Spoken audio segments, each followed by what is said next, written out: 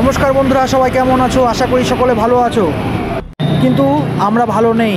এই যে দেখছো বাংলা বাজার, যেটা চেকপোস্ট সংলগ্ন বাংলা বাজার আমাদের, সেই বাংলা বাজারে আজকে বিকেলে আগুন ধরেছিল এবং সেই আগুন নেভাতে 4-5টি দমকল ইঞ্জিন এসে উপস্থিত হয়েছিল।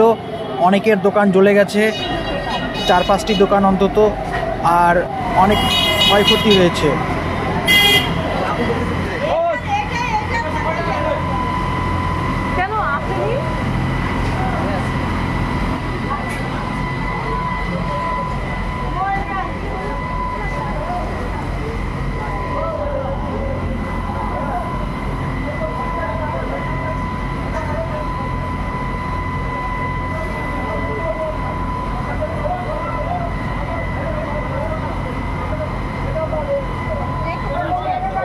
ব্যাপারটা ভীষণ দুঃখজনক।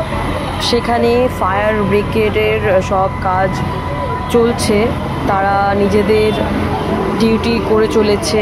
যতদূর সম্ভব আগুন নেভানো যায়, যা কিছু সম্ভব করা যায় করার চেষ্টা করছে তারা যথাসাধ্য করছে। এবং দেখো না ধোঁয়া,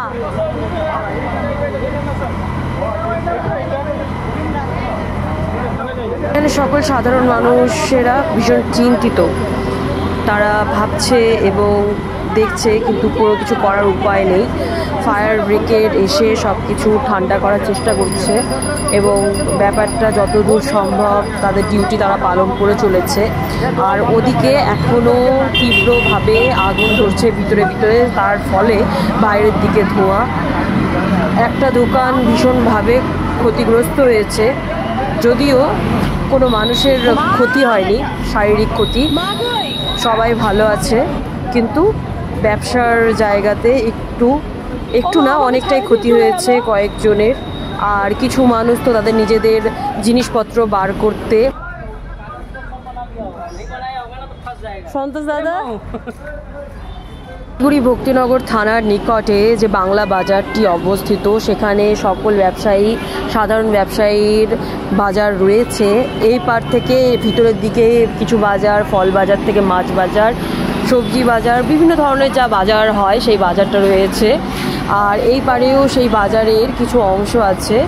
এই পারের দিকে দাউ দাউ করে জ্বলছিল আগুন। আশা করি সব কিছু ঠান্ডা হয়ে গিয়েছে আর ফায়ার ব্রিগেড তাদের নিজেদের কাজ সম্পন্ন করতে পেরেছে, যদিও খুব দেরিতে এসেছে। এখানকার যে বাসিন্দা, তাদের কাছ থেকে যা কিছু শুনতে পেলাম, ফায়ার ব্রিগেডের আসতে একটু দেরি হয়েছে। ফায়ার ব্রিগেড খুব তাড়াতাড়ি আসে না, যদিও তারা একটু দেরিই করে আসতে, কিন্তু এসে যথাসাধ্য তাদের কাজ সম্পূর্ণ করেছে। যদিও কিছু দোকানদারের ক্ষতি হলেও তারা চেষ্টা করেছে ঠিক করতে, কিন্তু সেই ক্ষতিপূরণটা দিবে কে, সেটা একটা প্রশ্ন।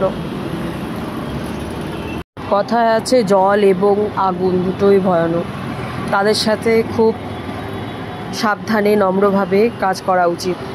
আর এখানে আমাদের কাউন্সিলর ম্যাডাম এসেছেন, আর রিপোর্টাররাও উপস্থিত হয়েছেন, সকলেই এসেছেন। শিলিগুড়ি টাইমস থেকে, সিসিএন থেকে, সব জায়গা থেকে এসেছেন রিপোর্টার্সরা আর এখানকার সাধারণ ব্যবসায়ীরা। আর এখানে এই জায়গাটা যাদের পরিচিত, তারা সবাই এসেছেন, আসার চেষ্টা করেছেন ব্যাপারটা দেখার। কিন্তু ক্ষতিপূরণ দিবে কে? সামনে না, আমি জুম করছি, ওই টুপিওয়ালাগুলো করবো, জুম করছি, ওগুলো সব প্যাকিং করছিল, সব ব্লগে দেখাতো। আর রাজু দাদা নাই, দাদা ফোন করতে। যা এখানে খবর পেলাম যে পাশে এক হোটেলে ওয়েল্ডিংয়ের কাজ চলছিল, সেখান থেকে বলে ওয়েল্ডিং করার ফলে আগুনটা ধরার সম্ভাবনা হয়েছে। এখান থেকেই ধরলো না, ওটা তো শুনতেছি যে কালকে ওয়েল্ডিংয়ের কাজ ওখান থেকে তাদের ঘরে, ঘরে তো সব কাগজে চলেছিল।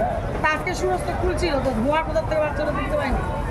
আমি জাস্ট বাড়িতে যা খেতে বসছি তখনই ফোন, যা খেতে বসছি তখনই হোটেলের দোকানে ওই হোটেল, ওই যে মুরগিওয়ালার জামাই, মুরগিওয়ালা সবাই